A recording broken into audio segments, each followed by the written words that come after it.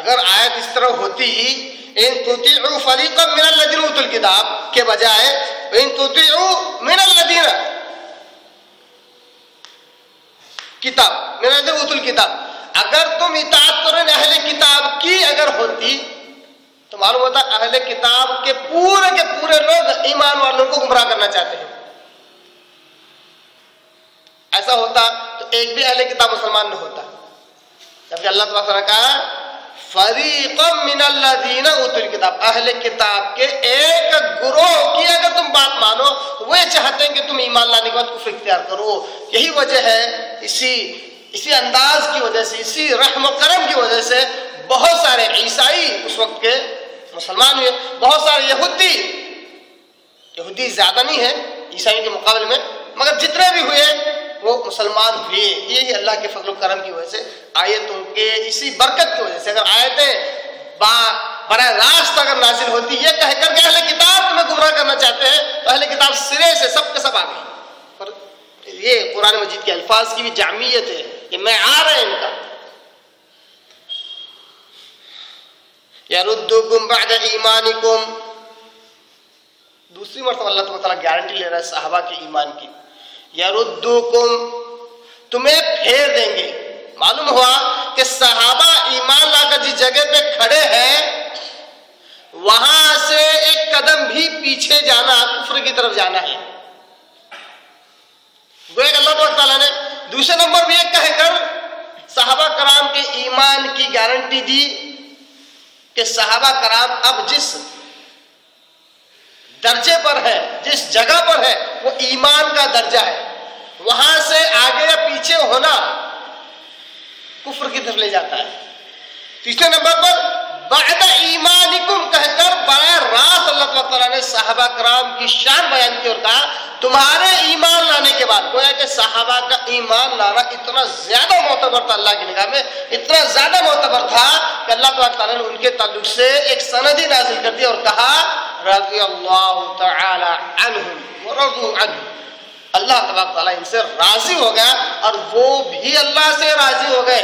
دونوں دو طرفہ، ایک طرفہ نہیں. اللہ بھی راضی ہو گیا صحابہ سے اور صحابہ کرام بھی اللہ تبارک تعالیٰ سے راضی ہو گئے. تو یہاں پر بھی اللہ تبارک تعالیٰ صحابہ کے ایمان کی گارنٹی لیتے ہوئے کہتا تم ایمان جو لا چکے ہو وہ واقعی قابل قبول ایمان ہے.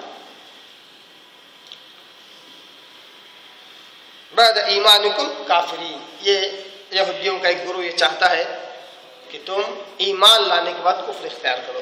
یہ آیت ہو ویسی ہے جیسی سورہ بقرہ کی سورہ نمبر 2 کی آیت نمبر 109 کے اندر اللہ تعالیٰ نے کہا.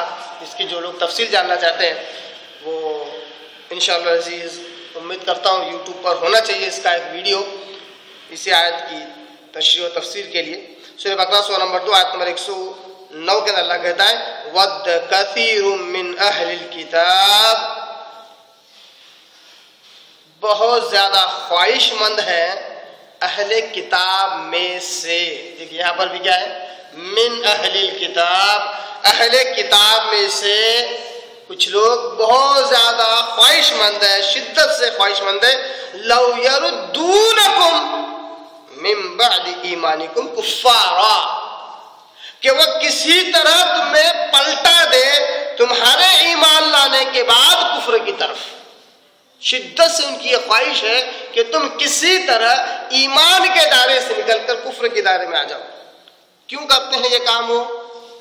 حسدا من عند انفسهم من بعد ما تبین لهم الحق، حسد ہے ان کے اندر، حسد جلن ہے ان کے اندر.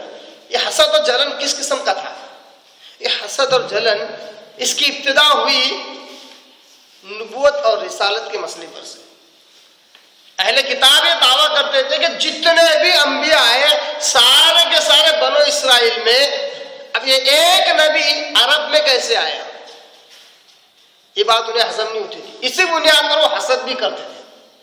دوسرے حسد کی بنیاد کیا ہے؟ دوسرے حسد کی بنیاد یہ ہے کہ جن صحابہ کے درمیان اسلام سے پہلے حد درجہ دشمنی تھی، جیسے کہ اوس اور خزرج، یہ جو دو قبیلے مدینہ کے، حد سے زیادہ دشمنی تھی، یہاں تک کہ پیڑھی در پیڑھی یہ नफरत और दुश्मनी बढ़ती रहती थी, उनमें अल्लाह ताला ने इस इस्लाम की बरकत से, कुरान की बरकत से, पहले आका वसल्लम के रसूल बनाए जाने की बरकत से इतनी मोहब्बत आ गई कि इस मोहब्बत को उनकी आंखों से देखा नहीं जाता था।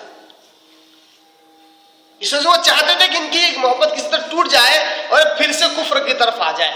यही वजह है कि जैसा पिछले दर्स में मैंने कहा कि ये चाले चलते थे, पहले तो जिहाद के लिए तैयार न होते, ताकि जिनके दिल में, जिन सहाबा के दिल में अगर कुछ कची है ताकि न जाए, उनको बहाना मिल जाए, वो भी किस तरह रुक जाए। किसी तरह फिर सहाबा का निकलते और उन पर प्रेशर आता माहौल का, ये भी जिहाद के लिए निकलते, फिर अचानक आधे रास्ते से पलट कर आ जाते। जैसा कि एक वक्त में तो 300 मुनाफिकीन, 300 मुनाफिक पलट कर वापिस आ गए आधे रास्ते तक जाकर, ताकि जिनके दिल में कमजोर ईमान है वो आजमा रहे थे, जिनके दिल में कमजोर ईमान है वो भी हमारे साथ पलट कर आ जाए। ये जिहाद से पलट कर आना तो ईमान से कुफ्र की तरफ जाना है। तो ऐसी कईयों चालें वो चलते ताकि सहाबा कराम ईमान से निकलकर कुफ्र की तरफ आ जाए। ऐसी बहुत सारी बातें ऐसी करते, सुबह ईमान ले आते फिर रात में कुफ्र करते, ताकि लोग ये सोचें कि ये तो यहूदी और ईसाई तो बड़े पढ़े लिखे लोग हैं। इनके मुशरिकीन मक्का, कुरैश वगैरह और मदीना के अंसार वगैरह से, इन दोनों के मुकाबले में अहले किताब यहूदी और ईसाई पढ़े लिखे माने जाते थे, पढ़ना लिखना आता था इन्हें। यही वजह है कि आप सल्लल्लाहु अलैहि वसल्लम ने जब मदीना हिजरत किया और कुछ अहले किताब में से सब लोग कुछ मुसलमान हुए और अंसार में से भी जो लोग मुसलमान हुए, जिन्हें पढ़ना लिखना आता था, आप सल्लल्लाहु अलैहि वसल्लम ने उन्हें दूसरे मुसलमानों को पढ़ना लिखना सिखाने पर मामूर कर दिया। तो उसमें कुछ अहले किताब भी थे जो पढ़ना लिखना सिखा रहे थे, साहबा जो इस्लाम कबूल किया था। तो इनके मुकाबले ज्यादा पढ़े लिखे थे, तो इनकी ये जो हरकत है कि सुबह ईमान ले आते रात में कुफ्र करते,